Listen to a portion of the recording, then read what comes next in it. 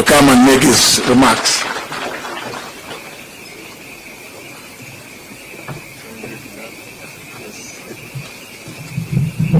Thank you very much, Honorable Muturi. We fondly call each other Kijana. Your Excellency, our President, Your Excellency Deputy President, and all protocols as established, including my dear brother Aden Duale, our chief guest today.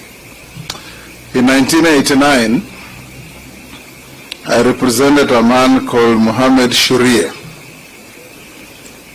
He had been accused of murdering a conservationist called George Adamson. I was instructed by some member of parliament from Fafi called Ibrahim Salat. When I got him acquitted,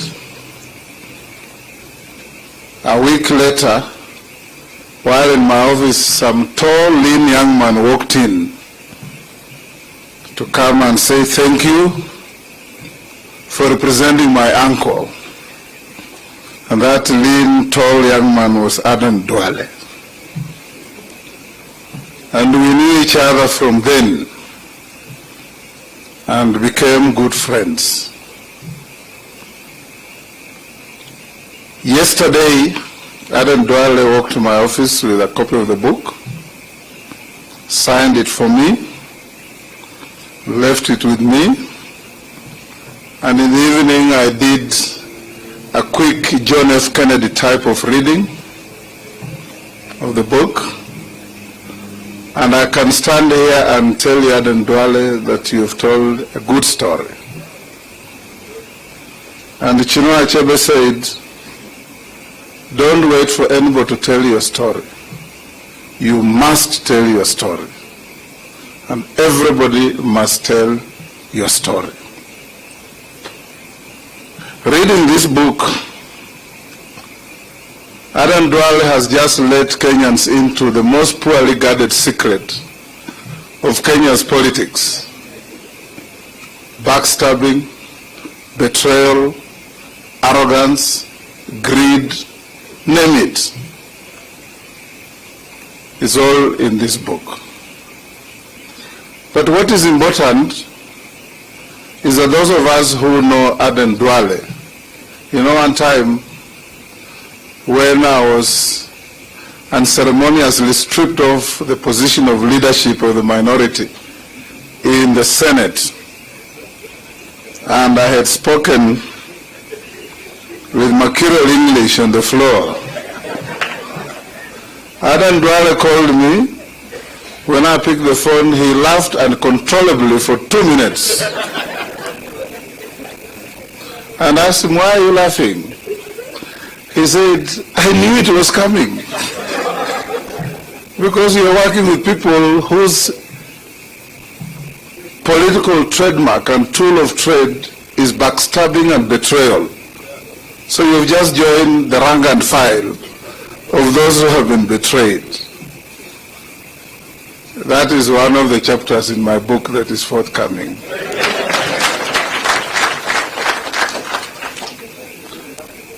Aden Duale is an embodiment of an honest man. Honest to a level where Malcolm X would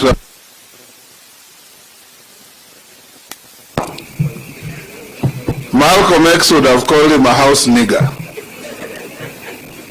Because his level of loyalty to our current president is equitable to the house nigger who, when the boss is sick, says we are sick.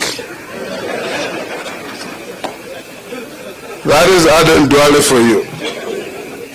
Because when he believed in a cause, he took it and ran with it. Your Excellency, perhaps you don't know, since we formed government, Aden Duale comes to my office once every week to sit and talk to me and we compare notes, how things going. We must make this country move forward. Thank you, Aden Duale, for being there for many of us. And in writing your book and placing it before Kenyans, you've done a wonderful thing. After 3-4 years, write a second edition of your book, because there are some things that you'll remember you didn't give them enough detail, and so on and so forth. I don't want to say too many things, Your Excellency, but I want to say this, that Aden Duale, you've shown Kenyans that a good leader can step on the shoulders of others to rise, but must also be ready to have his shoulders stood on by others to rise. And you've demonstrated that very well in your conduct, in your speeches, in your everything. I shared the views of Murkomen and Kindiki that you are a constant obstruction to the growth of devolution in this country when you are the majority leader in the National Assembly. And I repeatedly told Kijana Muturi that why are you so close to this obstructive character? But it is good to believe and do what your heart tells you. And I suspect even as you are a pious Muslim, you must have read a bit of the scriptures.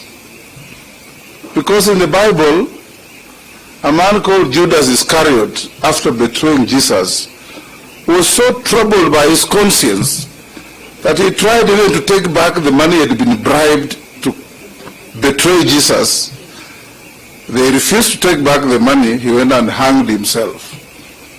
So you must have learned a lesson from there that when you betray people, you have such internal turmoil and a troubled conscience that whatever you do, wherever you go, you'll always be looking over your shoulder to see if there are some imaginary enemies following you.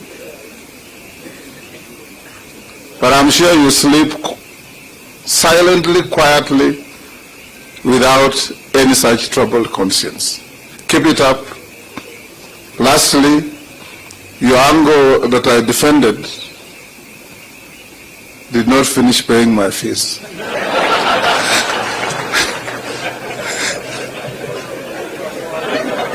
Now that you have tremendous income coming through the sale of your book, you may have to visit me for us to look at my file. Thank you very much. I'll now invite the Honorable Musalia Mudavadi, our Prime Cabinet Secretary. Hongera sana ndugu yangu Duale. Keep it up.